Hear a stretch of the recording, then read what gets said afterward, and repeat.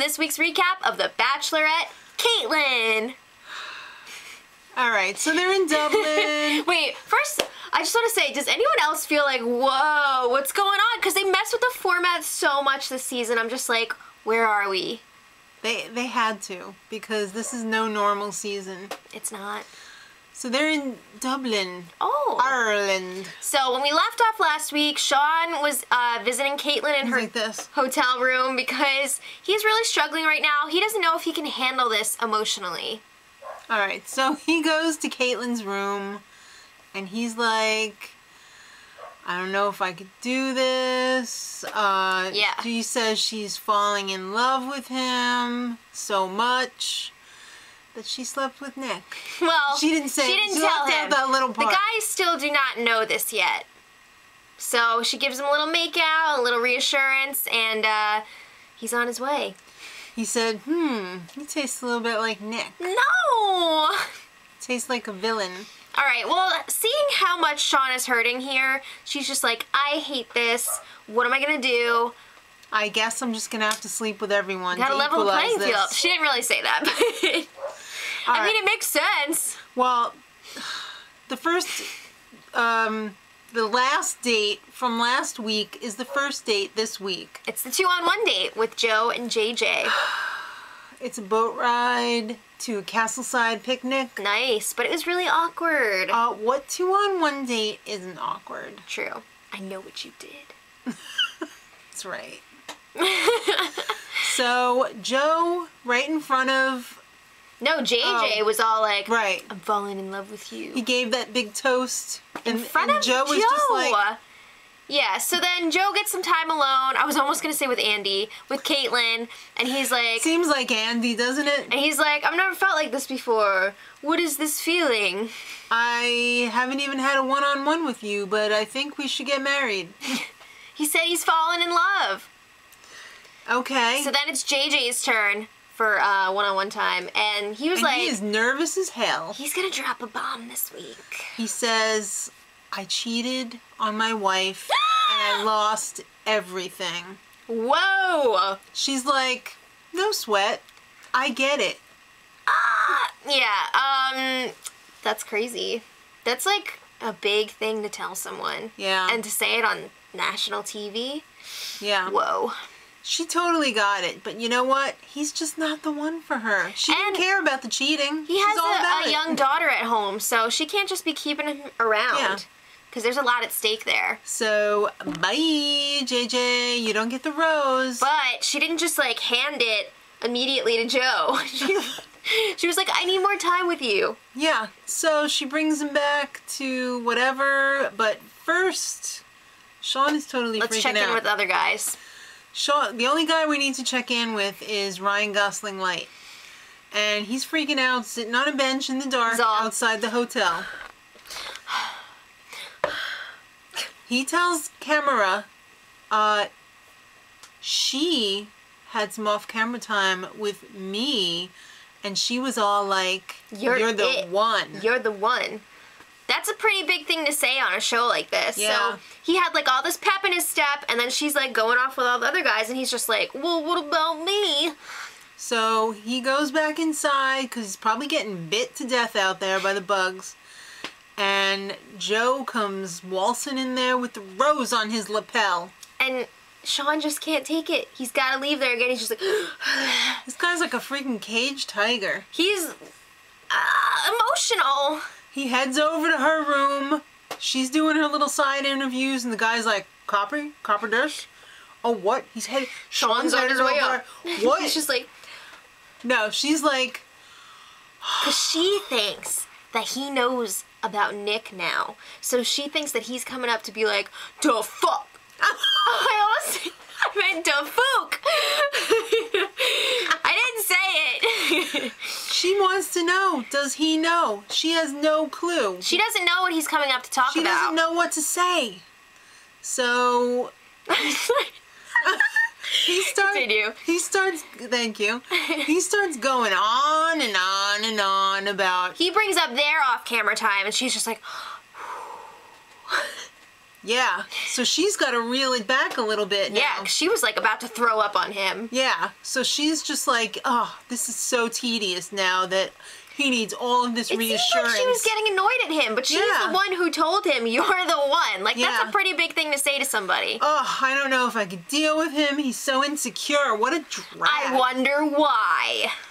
All right, so she totally is now regretting that she told him he's the one. Yeah. But she's not regretting sleeping with the villain. Okay. So, like, where are we? We're at Castle Cocktail Party. Okay, so she shows up at the party, and usually she's like, hey, guys, what's up? This time she was just like, what is going on? Everybody's wondering what the hell's going on because she gives, like, this cryptic speech. It was basically like, I'm a rooster illusion. It was like that scene in Tropic Thunder where everyone is just like, what are you talking about? What are you talking about? Yeah, so I don't even think she knew what she was talking about. I don't know, but everybody was like freaking out. Everybody was like, is it about me? Because of them. Yeah. So Peter Brady, aka Ben H, tells her, I know what you did. Well, Kelsey. He knows. He was also hanging out with Kaitlyn during that off-camera time. Because they were sharing a room, I think. It was Ben H, Sean, and Kaitlyn. Ben H went to go take a shower like a normal person, and he left the two of them alone, Sean and Kaitlyn. He's like, when I got back, it seemed like things were different. I took the temperature of the room. Something happened. Something was off.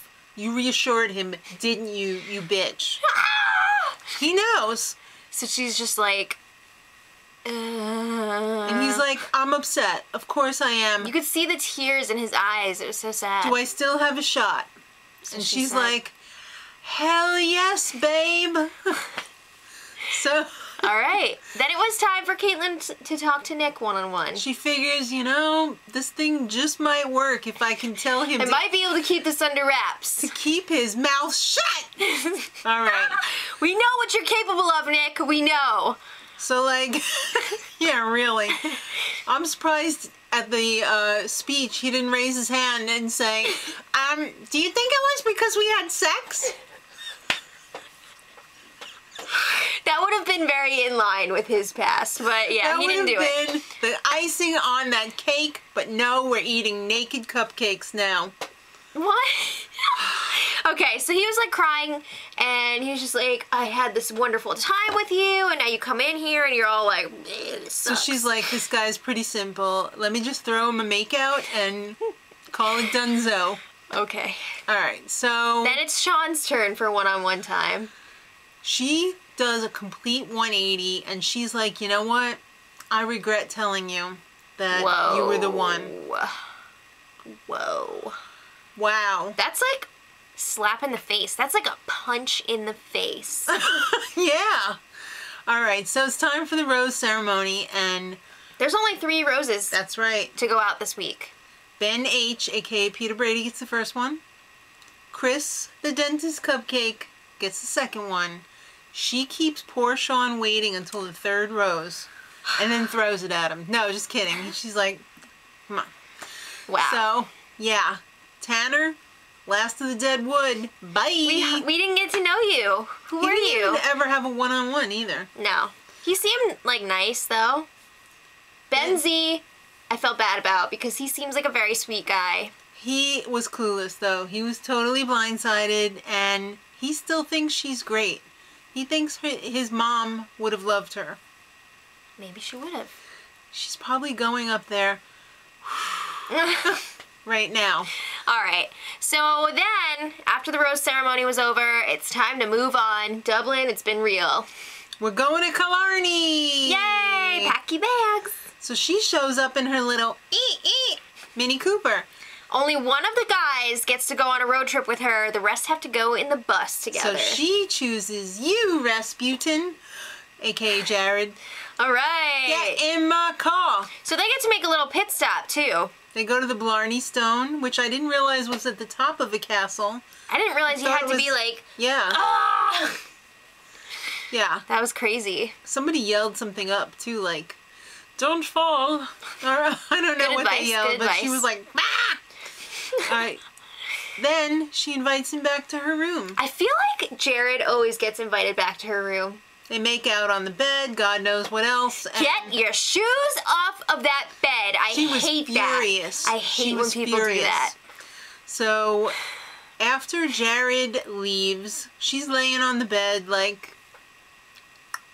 Chris Harrison's at the door. Is it Sean again? Nope, it's Chris Harrison I'm sure this that's what time. she was thinking. Probably. So, she tells Chris, you know what?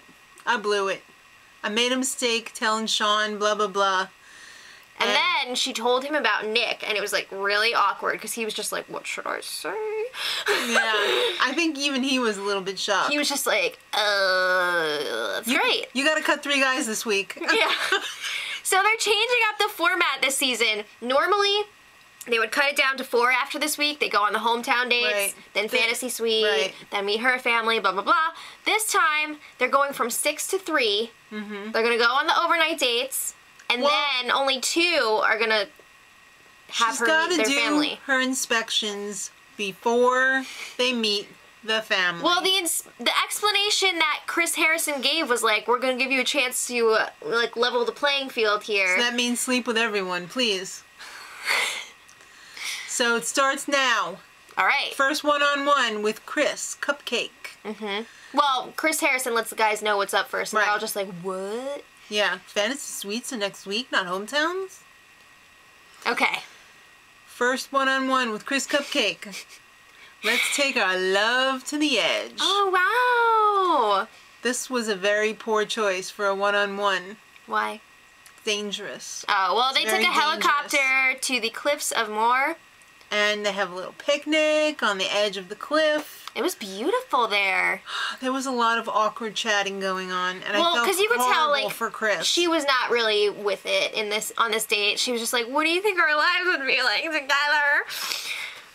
Awful, right? Yeah. Would you ever leave Nashville? Yeah, are you gonna have kids? It was just really bad. She breaks down completely, dumps him, and walks off to the helicopter.